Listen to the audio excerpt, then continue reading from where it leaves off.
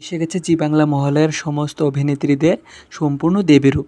তো চলো এক এক করে সমস্ত অভিনেত্রীদের দেখে নিচ্ছি এবার মহলায় কাকে দেবীরূপে সবথেকে বেশি ভালো লাগছে। তো প্রথমে হলো নিমফুলের মধু ধারাবাহিকের অভিনেত্রী পল্লবী শর্মা।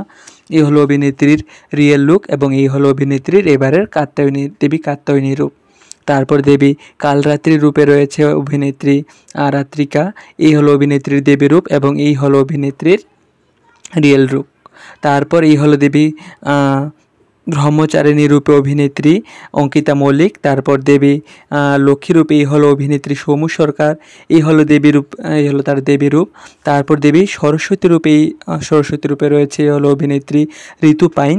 তারপর দেবী চন্দ্রঘণ্টা রূপে এই হলো অভিনেত্রী মধুবনী অর্থাৎ অভিনেত্রী মোহনা। তারপরেই এই হলো দেবী পার্বতী রূপে অভিনেত্রী শ্রীপর্ণা। তারপর এই হলো অভিনেত্রী স্বীকৃতি মজুমদার দেবী, স্বীকৃতি মজুমদারের দেবী রূপ। তারপর এই হলো অভিনেত্রী শ্বেতা ভট্টাচার্য, এই হলো অভিনেত্রীর স্কন্ধমাতা রূপ। তারপর এই হলো মহিষাসুর রূপে অভিনেতা অর্ণব।